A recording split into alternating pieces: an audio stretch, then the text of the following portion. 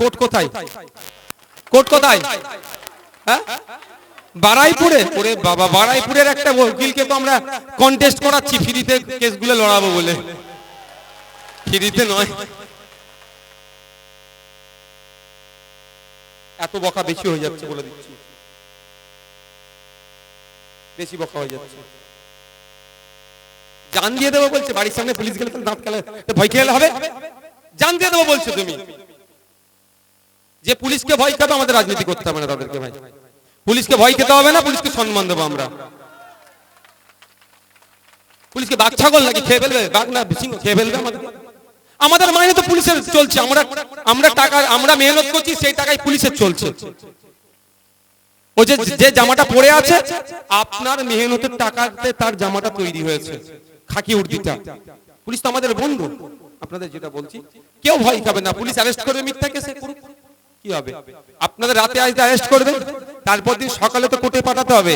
আমি দায়িত্ব নিয়ে বলছি, আপনাদের শুধু একটাই কাজ, অন্য কিছু করবেন না। আধার কার্ডটা আপনাদের নেতৃত্বদের হাত দিয়ে আমাদের কাছে পাঠিয়ে দেবেন। আপনাকে পুলিশ বারাইপুর কোর্টে নিয়ে যাওয়ার আগে আমি দায়িত্ব নিয়ে বলছি, আপনার জন্য আমাদের উকিল দাঁড়িয়ে থাকবে। কিভাবে জামিন করতে হবে উকিল আপনার জন্য ওখানে দাঁড়িয়ে থাকবে। এবার শুনে রাখুন, ধরে নিলাম বারাইপুর কোর্টে জামিন হলো না, জজ কোর্টে যাব আলিপুর, জজ কোর্টে জামিন হলো না, কলকাতা হাইকোর্টে যাব। আমি ধরে নিলাম কলকাতা হাইকোর্টে জামিন হলো না, সুপ্রিম কোর্ট থেকে জামিন করিয়ে আপনাদেরকে মালা পরিয়ে বাড়িতে পৌঁছে দেবো। দায়িত্ব আমরা নিচ্ছি। ভয় পাবেন নাকি? কিন্তু আইনকেও হাতে তুলে নেবেন না, আমার অনুরোধ, আইনকেও হাতে তুলে নেবেন না। এই লড়াই লড়াই লড়াই চাই, লড়াই করে বাঁচতে চাই, এই স্লোগান আমরা দিই না।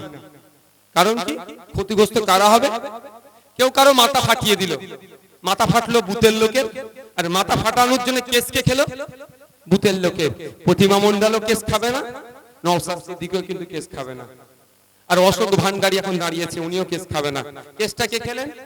আপনি খেলেন, আর যে আপনাকে মারলো হয়তো, এই দুজনেই ক্ষতিগ্রস্ত, চার কেস খাচ্ছে। আমার বক্তব্য, ভোটের জন্য বুথে মারামারি হানাহানিতে জড়াবেন না।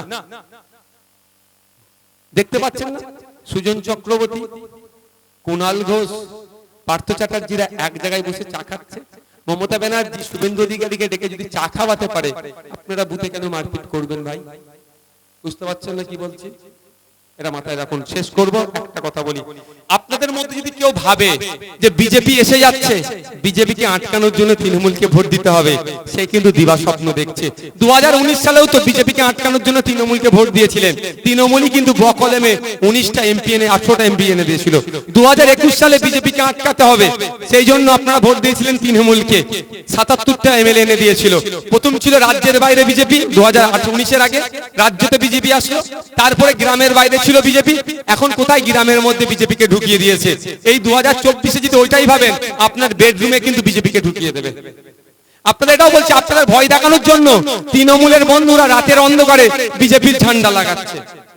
খোঁজ নিয়ে দেখবেন, তৃণমূলের বন্ধুরা আপনাকে ভয় দেখানোর জন্য, বিজেপি এসে যাচ্ছে বলার জন্য বিজেপির ঝান্ডা লাগিয়ে দিচ্ছে। বিজেপি নাই মার্কেটে, এটা মাথায় রাখবেন।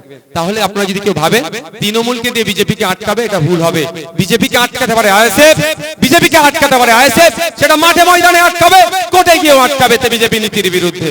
আর যে সমস্ত আমার অনেক ভাইরা তৃণমূলের অত্যাচারে বড় ভুলে গিয়েছে, অর্থাৎ তৃণমূলের হাতে অত্যাচারিত হয়েছে, বিজেপি নাকি এদেরকে জবাব দেবে বলে ভোট দিয়েছেন, তাদেরকে বলছি, দিনের শেষে বিজেমূল আপনার উপরে অত্যাচার করলো, আর শুভেন্দু অধিকারী এক জায়গায় মমতার সাথে বসে চা খাচ্ছে।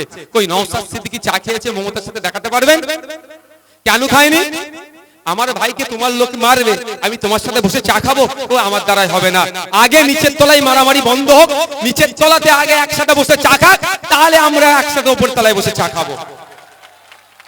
তো যে সমস্ত ভাই বোনেরা, মা বাপ ভাইরা, মায়েরা জোড়া ফুলের অত্যাচারে বড় ফুলকে বিশ্বাস করছেন, আমি তাদের কাছে অনুরোধ করব, এরা বীজমূল, এই ফুল একে অপরের পরিপূরক, ওদেরকে ভরসা করবেন না। যদি তৃণমূলের হাত থেকে বাঁচতে চান, চলে আসুন আইএসএফ এর ছায়াতলে, খাম চিহ্নে ভোট দিয়ে আইএসএফ কে শক্তিশালী করুন। এই তৃণমূলের অত্যাচারকে আইএসএফ বন্ধ করতে পারে। সকলে ভালো থাকবেন, সুস্থ থাকবেন। আস্তে আস্তে দিতে বিদায় নিন। একটা আমি স্লোগান দেবো, স্লোগান দেবো, দিতে দিতে যাবেন। চুপচাপ চুপচাপ, আগামী জুন মাসের আসছে দিন, আগামী জুন মাসে 1 তারিখ আসছে দিন, জুন মাসে 1 তারিখে আসছে দিন, চুপচাপ চুপচাপ চুপচাপ। তাহলে আপনাদের কাছে আশা করব তো, প্রথমে যেটা বললাম 10 জন করে বুঝাতে পারবেন তো?